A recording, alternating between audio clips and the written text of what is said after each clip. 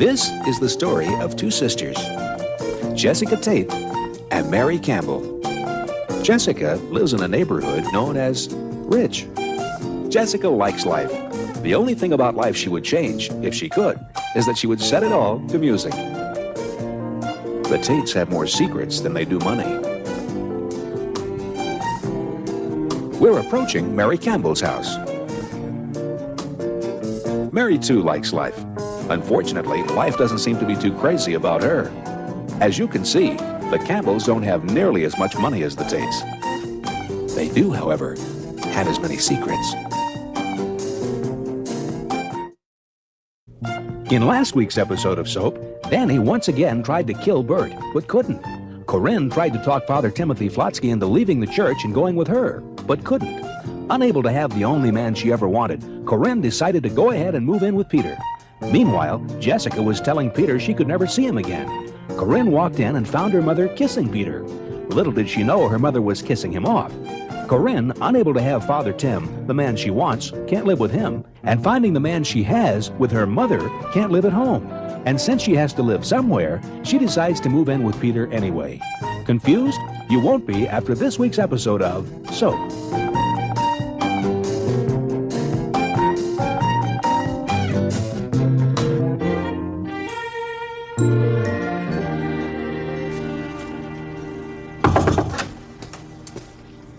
All right, Billy, enough is enough. 2 days locked up in your room because Molly broke up with you is plenty. But I can't go back. I can't face the kids. What do you plan to do with your life? I don't know. Join the circus and become a clown. No, because of some little girl? She's not some little girl. We were going steady. Then she left me for a junior. Well, why don't you fight for her? Win her back. Dad, come on. I can't compete. He's 6'1" and drives a convertible. I'm a midget with a Schwinn. Well, what is she, the only girl in the world? Billy, do you know how many girls there are out there? They're all over the place. Thousands, millions of them. Beautiful, wonderful, glorious, beloved. Lots of girls. Yeah, but I want Molly. That's only because you can't have Molly. Billy, let me tell you a story. During the war, this guy, Herbie, and I became friends. Well, Herbie fell in love with a wonderful Italian girl, Carla. Thinking of Carla was what got him through the war. Well, Carla died, and Herbie nearly fell apart. He stayed in, drank. I've never seen anyone so miserable. And then one day, Herbie came to me and he said, Chet, life must go on. And Herbie went on. A few years later, he fell in love with another woman, married her, and they went to Jamaica on their honeymoon, and she ran off with a steel band. But Herbie went on. He married again, and this time at the wedding reception, his bride left him for the caterer. But still, Herbie went on. His next wife ran off with his partner who ran off with his business. But still, Herbie went on. Because you see, Billy, he knew that there's a whole world out there. He knew that somewhere, around some corner, he would find happiness. Wow. I feel like a jerk. I mean, look at Herbie, a lifetime of disasters. I had a week with a 13-year-old shrimp who lisps. Now I'm gonna throw my life away? Thanks, Dad. Good boy. I'll see you at breakfast. Hey, Dad, where's Herbie now? Oh, he's in a mental institution. What? Yes, he just sits in the corner, talks in numbers, and makes lovely baskets. I thought he always goes on. Oh, Billy, please, there's just so much going on that a man can do.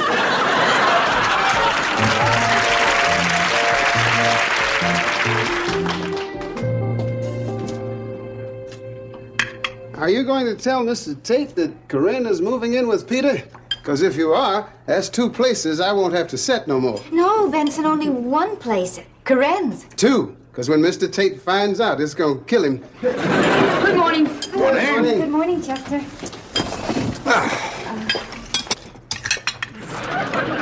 Benson! I asked for a 3-minute egg. That is a 3-minute egg. This egg is raw. Well, what you expect when you ask for an egg in 3 minutes? I got to get it out of the refrigerator.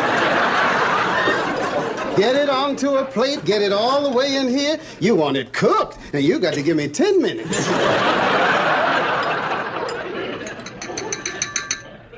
I have an announcement to make. Corinne is not here. I think that we can see that, Jessica. Well, yes, of course you can, Chester, because her seat is empty.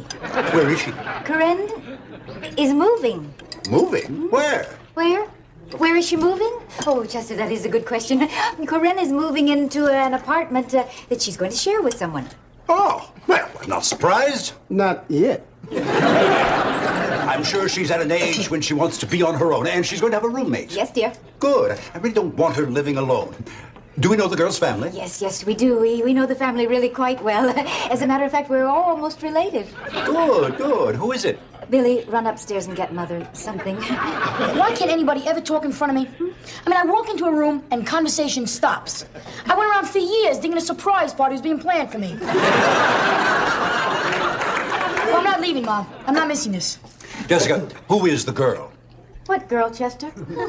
The girl Corinne will be living with. The girl? Oh, the girl. Oh, look, here's Corinne. I told Daddy that you were moving, dear. Who is she moving in with? And Daddy thinks that's nice. Isn't that nice, dear? Things are so much nicer when people think they're nice. Don't you think so? I think so. You didn't tell him who I was moving in with? No. I'm moving in with Peter. Peter, pumpkin eater, had a wife and couldn't keep her. Put her in a pumpkin shell and there he kept her very well. Oh, I love that one, don't you, Daddy? Corinne, what are you saying? Say it isn't so. Say it isn't so. Everyone is saying it isn't so. All right, stop! Stop in the name of love before Shut up, Benson! you break my heart. All right, Corinne, one more time.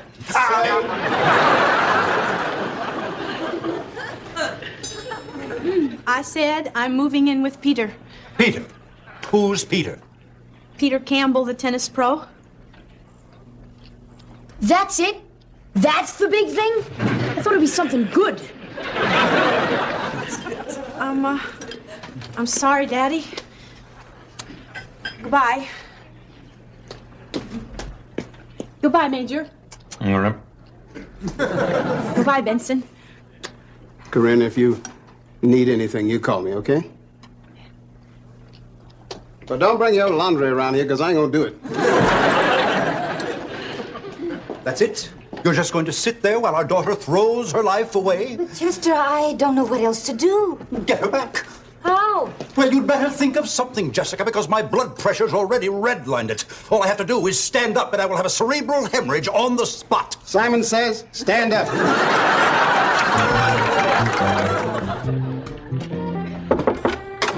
What's going on, Corinne? Nothing. Nothing. You're upstairs packing, Mother's downstairs crying, and nothing's going on? I don't want to talk about it. You know, it's funny, Corinne. All these years, I couldn't wait for one of us to move out of the house, and now you are, and I'm kind of sad. It's better this way. Well, tell me, Corinne. I can't. Are you in love? Really, Eunice, I can't talk about it. You wouldn't understand. I would understand. I'm in love. You're in love? But you never go out. Who are you in love with, United Parcel? Corinne, you're just going to have to take my word for it. I can't tell you who it is. It's very complicated. Complicated, please. You don't know from complicated. Now, believe me, Corinne, if you knew who was involved in my situation, you'd faint. If you knew who was involved in mine, you'd drop dead. All right, Corinne, all right. I happen to be in love with a public figure. Peanuts. A married public figure. Zip. All right, Corinne. I'm in love with Congressman Walter McCallum. Top that. I could. But I can't tell you. Well, I knew you couldn't. Mine's bigger. Oh, yeah? Yeah, A married congressman? right. How do you like this one? I'm moving in with Peter Campbell. Who's also having an affair with Mother. Corinne, you're not allowed to lie. It's the truth.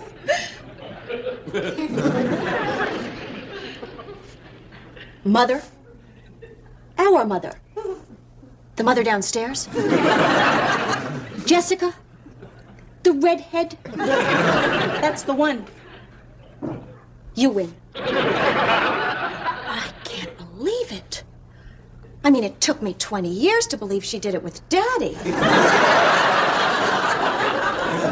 Oh, isn't this nice?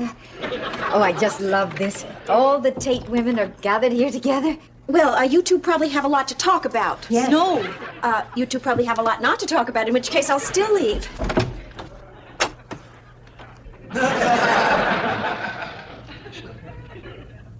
Corinne?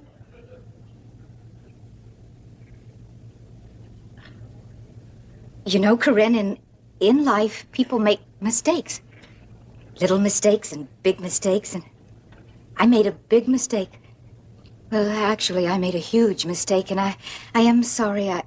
You have no idea how terribly sorry I am. But you see, I thought if I told you what a mistake I had made and how sorry I was, that it would make everything all right. But, now that I'm hearing it, I realize that it's just not enough, and I guess it probably won't be enough for a long time to come. But I still want to say it. I am sorry. I'm a mother, and I know you think I should have known better. But, Corinne, knowing better doesn't always work out. So I'm sorry. I guess I'm sorry about a lot of things in my life. But most of all, I'm sorry for what's happened between us. I'm going to miss you.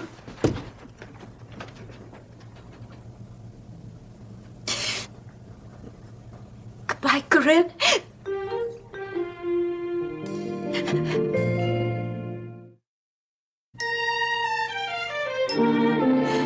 I've ruined my marriage, I've ruined my life. Corinne's left home, and it's all because I took tennis lessons. Okay, Jess. Let's just take one thing at a time. What happened from the beginning? Well, it all started 2 months ago when Chester gave me a tennis racket. Now, I don't know why he gave me a tennis racket. I never said I wanted one. I may have mentioned I wanted a Cuisinart, but I never once mentioned that I wanted a tennis racket. But, oh, Mary, have you got a Cuisinart? They are wonderful. You can just throw your knives away. You'll never have to chop food again. What happened, Jess? Well, when I first got mine, all the food turned to mush. But Jessica! What happened? Oh, well, Chester gave me this tennis racket, and I didn't want to appear ungrateful, Mary, so I had to take tennis lessons. And because I took tennis lessons, I met Peter, and because I met Peter, I slept with him. Because I slept with him, now Chester's probably going to find out, and when Chester finds out, my entire life is going to be ruined, and it's all because Chester gave me a tennis racket. This is actually Chester's fault. Mary, have I got news? I just got this cable at work. My son Chuck is coming here from Hawaii. Bert, this is signed Chuck and Bob. Who's Bob? It's nobody. Well, he's obviously somebody, Bert, because he's coming and he doesn't eat meat. Who doesn't eat meat? Bob. Who's Bob? I don't know. Somebody who's coming with Chuck. Who's Chuck? Bert's son. Who's Bob? I don't even know who Chuck is. Who's Bob? It's a dummy. Bert, I didn't ask you for his IQ. I asked you who he was. A dummy? Well, your son Peter's no genius either. Where's Peter? He's a dummy. But he's sweet, Bert. No, Bob. Bob's a dummy. You know, a little wooden doll. A wooden doll. Let me get this straight. Your son Chuck is coming here from Hawaii with Bob, his little wooden doll. Right. And you thought I had problems? Come on. I got him Bob when he was a little kid. Bob. Bob, yeah. Well, yeah, see, we don't refer to him as a dummy because it kind of upsets Chuck. Not to mention driving Bob completely crazy. No, now, he's had Bob all his life. He took him everywhere. Took him to school, to camp, into the army. He took a doll into the army? At least he could get into the army. Special Services Vietnam. They entertained the troops. I'm sure they did. Hey, he won a medal. Who? Chuck or Bob? Chuck. Mary, I have to go now. I have to go and see what new disaster's befallen me. Well, Goodbye, Bert. I am so happy that 2 more of your sons are coming. One son, the other's a dummy. Well, smart or dumb, they're your children, and you love them. Te gloriosos apostolorum Jones, te prophetarum rodobilis numerus, te martyrum candidatus laudae exercitus. Tim? Te deum laudamus, te dominum confitemo, te eterum patrimonis te I had to come, Tim. I had to see you one last time. I moved in with that man I told you about. Sanctus, Dominus Deus Sabaoth, ponisum celi. But I had to see you once more and tell you how I feel. I love you, Tim. I know it's crazy to want you. I mean, people would say, why him? Why Tim? He's not that terrific looking. Te deum laudamus, te confiteor Dominus. I mean, you're cute, Tim, but face it, you're no Al Pacino. And who knows what your body is like under that outfit. Look at you, you go around wearing a little black dress. And I still want you. Tim, please, I'll leave him. Come with me. I know you want to. If you left, God would understand. He's seen a lot. He's millions of years old. What do you think there is that he hasn't seen? No, huh? Tim, could you stop praying for just a minute? It's making me kind of crazy. Okay, fine. Doesn't matter. You won't drown me out. You're going to hear this before I leave forever. I will stay with this man, Tim, but I will always think of you. When he takes me in his arms, I'll pretend it's you. And when he whispers my name, I'll pretend it's you. And when I'm with him, I'll pretend it's you. All the praying in the world will not stop me from loving you. Per singulos Deus benedissimus te lamus nomen tuum in seculum et in seculum seculi dignare Domini Deisto sine peccato nos custodiri miserare nostri Domini miserare nostri fiam misericordia tua Domini super nos quema momentum speravimus in te and te Domini speravi non confundare in eternum te Deum laudamus te Dominum confitemur te Tim, take it easy. God is not deaf.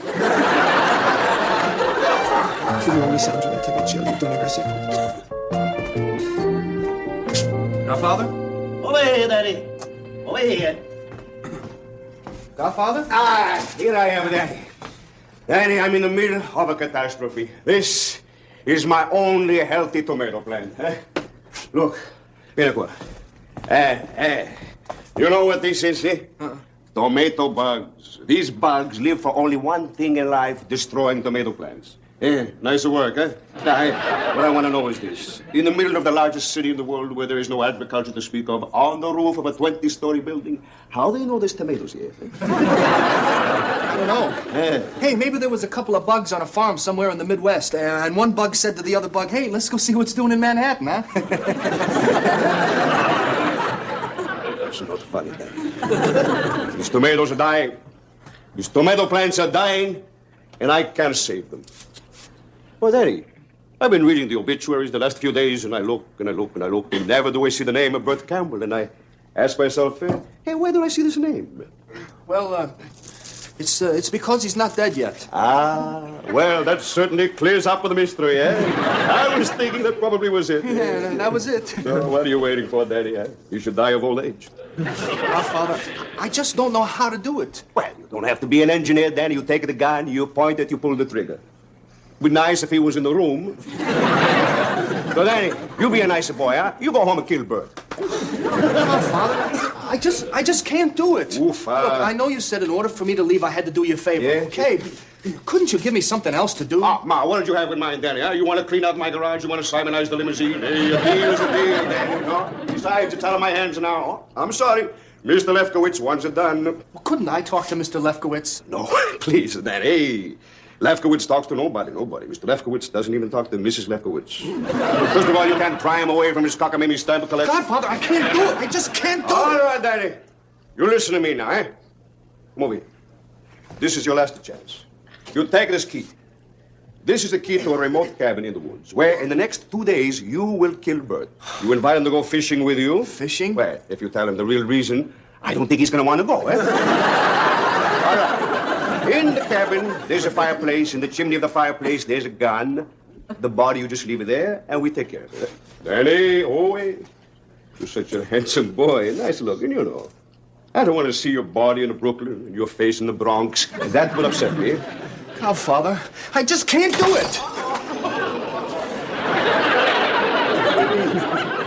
You just destroyed my only healthy tomato plant. And you seriously injured my doorman. I think you can kill a bird. Will Corinne find happiness with Peter? Will Jessica find happiness without Peter? Will Corinne find happiness without Father Tim? Will Father Tim find happiness, or will Corinne drive him crazy? Will Danny invite Bert to the woods to kill him? Will Bert's other son, Chuck, and his little wooden doll, Bob, arrive from Hawaii? And if they do, will Bert live to see them? These questions and many others will be answered on next week's episode of Soap.